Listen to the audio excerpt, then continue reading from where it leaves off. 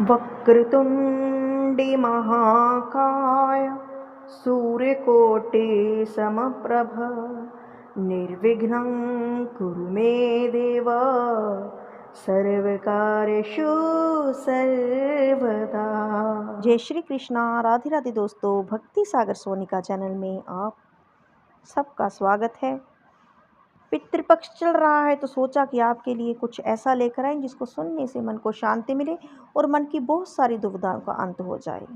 ज़्यादा समय नहीं लेंगे क्योंकि व्यस्तता बहुत है ज़िंदगी में। वैसे तो हमारे श्रीमद् भागवत पुराण चल रही है, आप उसको सुनिएगा। और श्रीमद् भागवत गीता का भी हमने पोस्ट बहुत पहले 2 साल पहले तकरीबन अध्याय डाले थे, तो उन्हें भी पितृपक्ष में सुनना चाहिए। हम लिंक दोनों के डिस्क्रिप्शन में देंगे।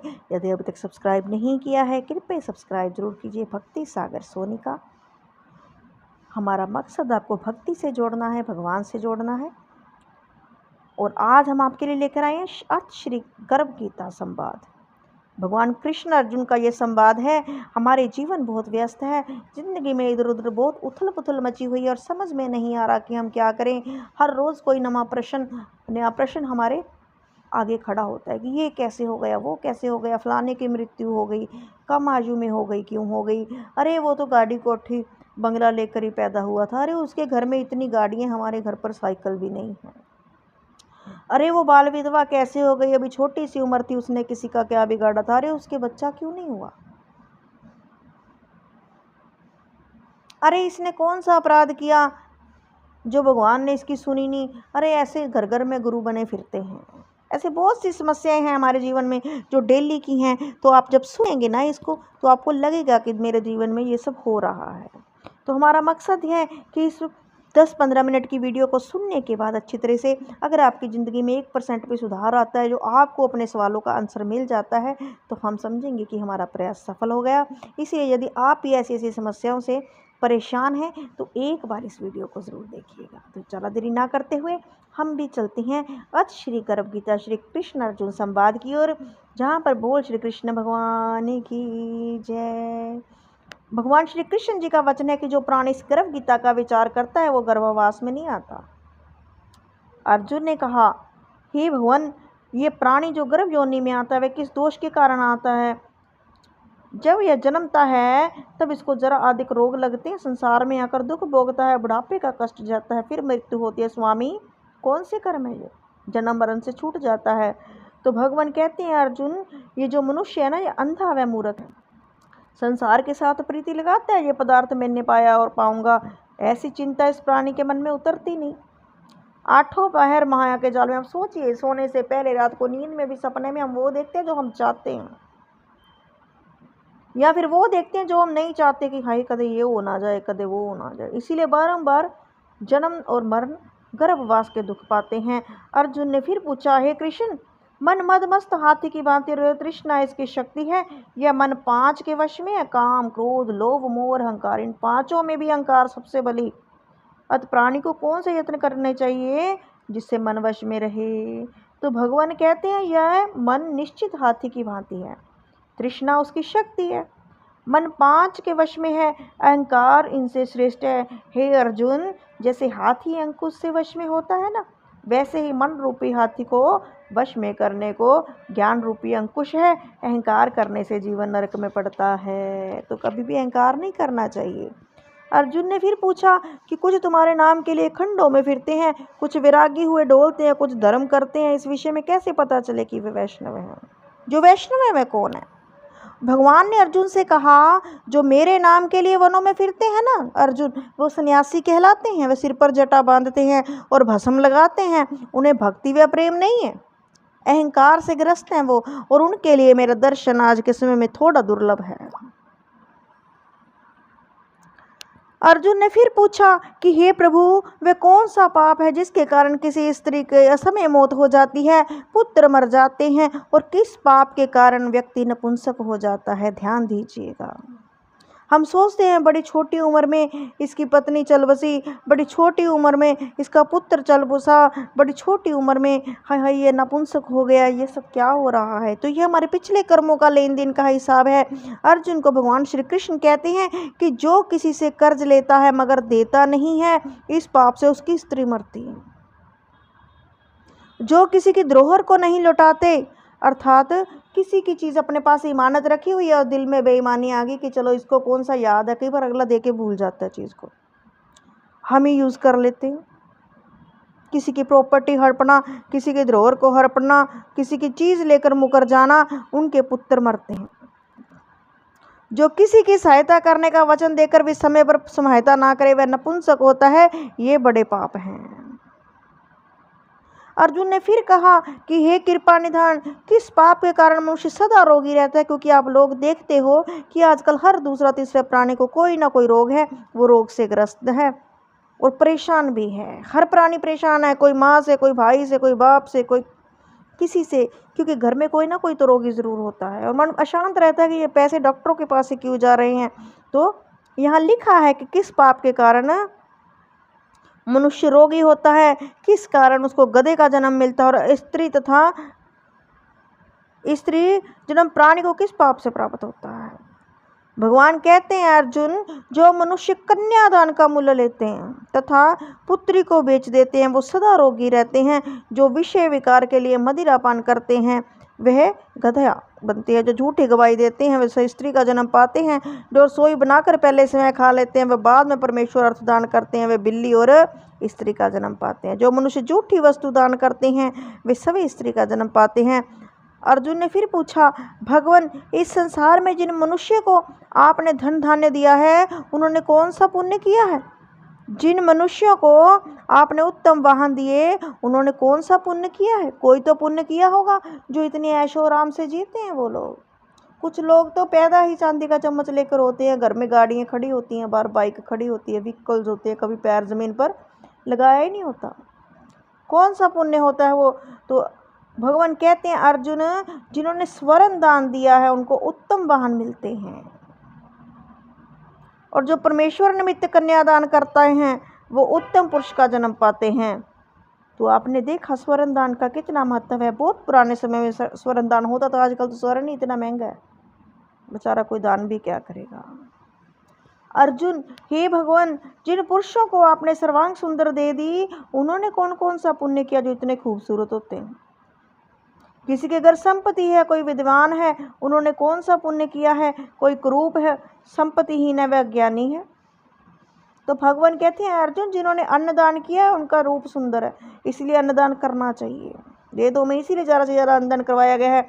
जिन्होंने विद्या दान किया है वह विद्वान है, तो अपने से जितना हो सके विद्या भी दान करनी चाहिए। किसी गरीब बच्चे की फीस भर दी, किसी को कॉपी किताब लेकर दे दी, या फिर किसी को फ्री में ट्यूशन पढ़ा दिया। जिन्होंने संतों की सेवा की है वह धनवान व पुत्रवान होते हैं। इसलिए संतों की सेवा करनी चाहिए, मुनियों की सेवा करनी चाहिए। पुराने जमाने से ये चीज़ें चलती हैं, लेकिन आजकल तो कोई मांगने भी आ जाए तो बोलते हैं लोग काम कर ले।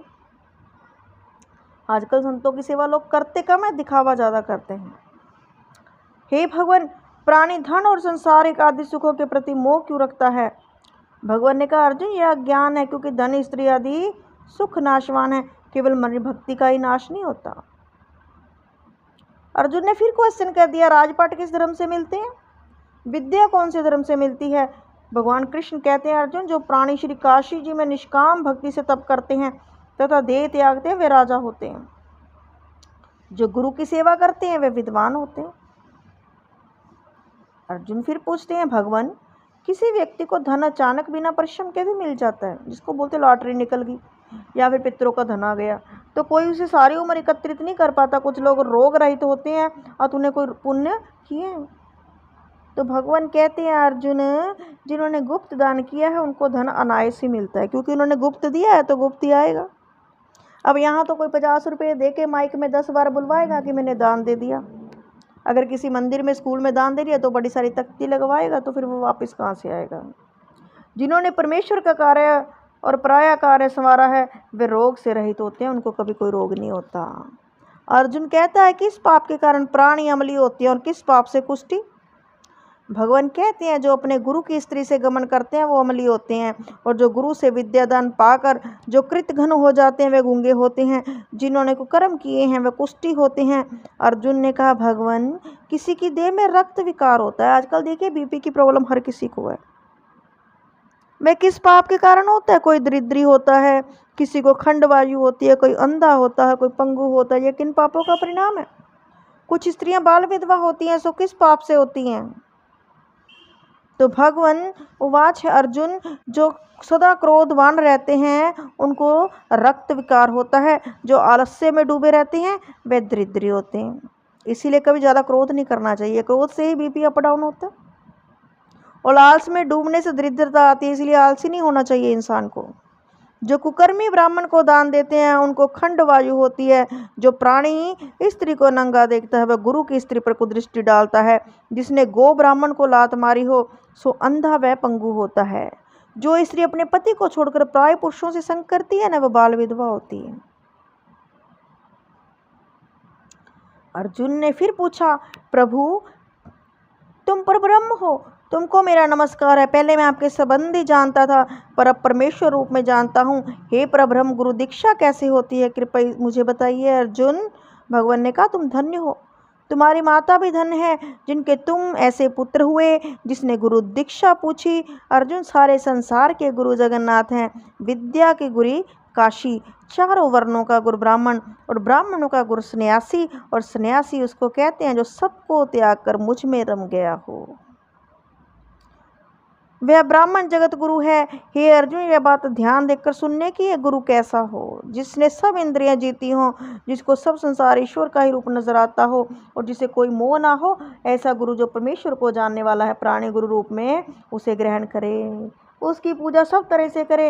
हे अर्जुन, जो गुरु का भक्त है सो मेरा भक्त है। जो प्राणी गुरु सम्मुख होकर मेरा भजन करते हैं उनका भजन करना सफल है। जो प्राणी गुरु से विमुख हैं उनको सप्तग्राम मारे का पाप है। गुरु से विमुख प्राणी का दर्शन नहीं करना चाहिए। जो ग्रस्त गुरु से विमुख हो वह चंडाल के समान है। इस तरह गुरु से विमुख का भजन भी पवित्र होता है। इसलिए गुरु धारना बहुत जरूरी होता है। उसके हाथ का भोग देवता भी नहीं लेते जिसका कोई गुरु ना धारा हो। उसके सर्व कर्म निष्फल हैं। कुकर, सुकर, गंधर्व, काक, इन सब की योनियों में से सर्प की बड़ी खोटी योनि है। इन सब से भी मनुष्य खोटा है जो गुरु नहीं बनाता। गुरु के बिना गति नहीं हो सकती। गुरुहीन प्राणी अवश्य की नरक को जाएगा।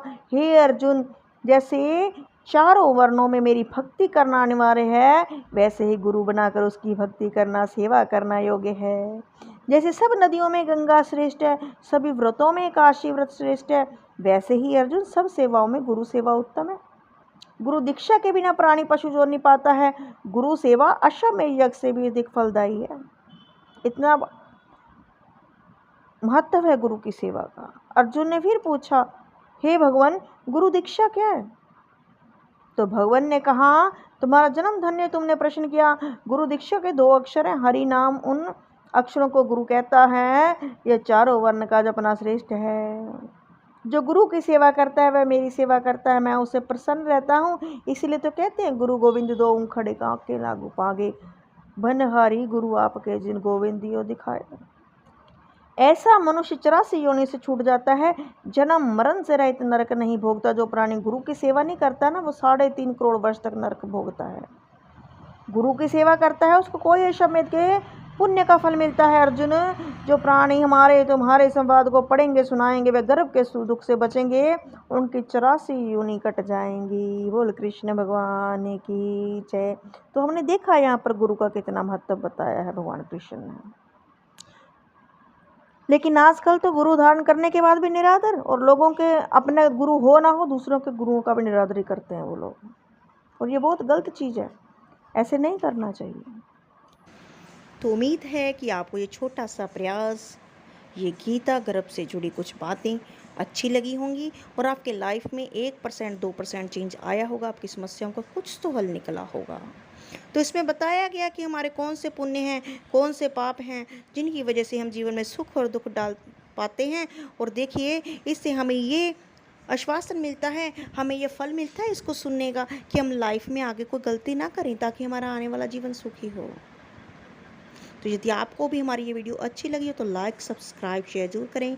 कमेंट बॉक्स में जय श्री कृष्णा ज़रूर लिखना। पितृपक्ष में इसको सुनने का बहुत महत्व है, तो सुनिएगा, आपको फल मिलेगा। और इसके अलावा श्रीमद् भागवत पुराण और श्रीमद् भागवत गीता का लिंक आपको डिस्क्रिप्शन में दिया गया है, आप उसको भी एक बार जाकर जरूर सुनिएगा। धन्यवाद।